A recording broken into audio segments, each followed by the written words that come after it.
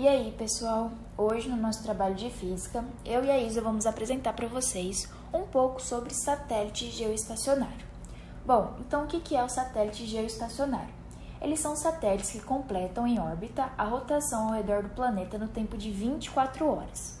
Esse tempo de 24 horas ele corresponde ao período de rotação da Terra, certo? Assim, um possível observador no solo perceberá o satélite como um ponto fixo lá no céu. Agora, algumas curiosidades. Para que um satélite seja geoestacionário, ele precisa dar a cada 24 horas uma volta completa ao redor da Terra, como a gente já havia falado. Esses satélites eles são usados geralmente na comunicação, pois o movimento acompanha do planeta.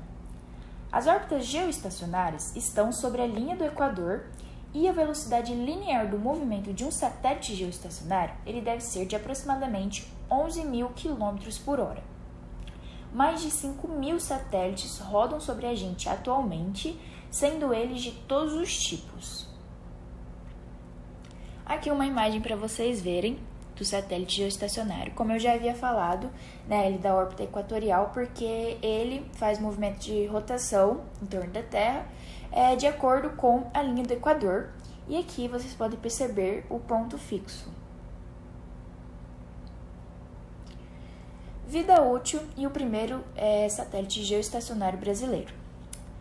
Vida útil. Todo satélite ele apresenta um tempo de vida útil, certo? Esse tempo de vida de um satélite geoestacionário é de aproximadamente 20 anos.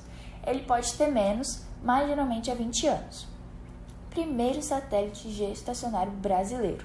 Ele foi chamado de SGDC. Foi lançado ao espaço em 2017 e será utilizado para comunicações estratégicas do governo e na ampliação da oferta de comunicação de banda larga. Ele foi lançado do Centro Espacial de Kourou, na Guiana Francesa. Teve custo de 2,7 bilhões de reais e vida útil de 18 anos. Ele tem massa igual a 6 toneladas. Então, para vocês verem que ele foi bem caro e como o satélite geoestacionário é de aproximadamente 20 anos, esse brasileiro tem vida útil de 18 anos. E aqui para vocês verem mais uma imagem de como é o satélite geoestacionário e rodando sobre a órbita geoestacionária. Então, gente, agora eu vou apresentar para vocês os exercícios de aplicação do módulo 60. Então, nesse primeiro exercício, tem aqui o textinho, mas o que importa para a gente é aqui.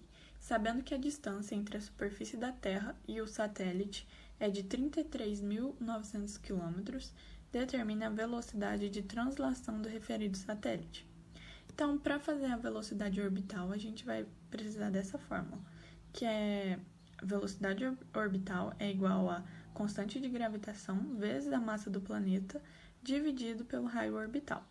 Então, e como a gente vai achar o raio orbital? Porque aqui ele deu a constante de gravitação, deu o raio da Terra e a massa da Terra. Então, para a gente achar o raio orbital, a gente tem que fazer o raio da Terra mais a distância até o satélite, que ele deu aqui, que é 33.900 km. Então, assim, a gente chega em 40.200 km e eu coloquei em notação científica para ficar mais fácil. Então, aqui agora é só a gente substituir na fórmula. Então, a constante de gravitação, que é 6,7 vezes 10 a menos 11, vezes 6 vezes 10 a 24, dividido por 4,02 a 14ª. Então, aqui a gente faz a divisão e vai dar 1, porque 40,2 dividido por 40,2 dá 1. E aqui a gente faz menos, Aí vai ficar 1 vezes 10 a 10.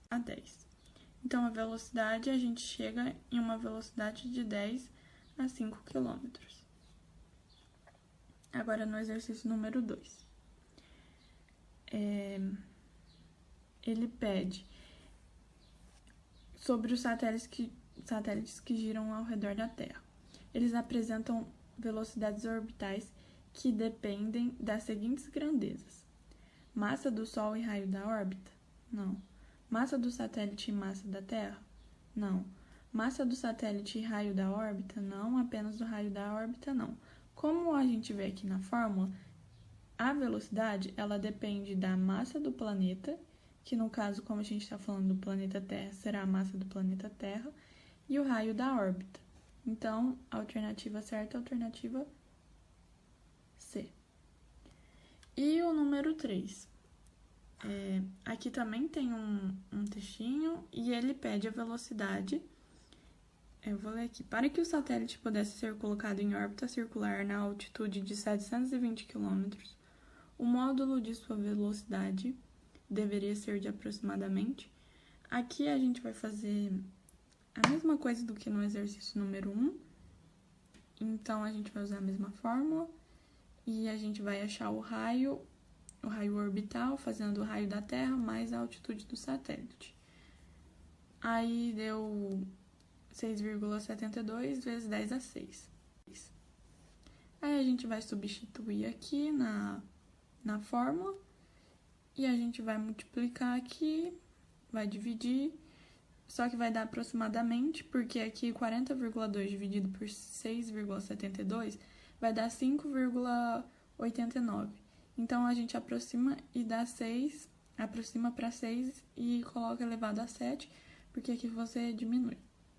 Aí, eu coloquei 60 vezes 10 a 6, a raiz quadrada, que aproximadamente é 7,7 vezes 10 a 3 quilômetros.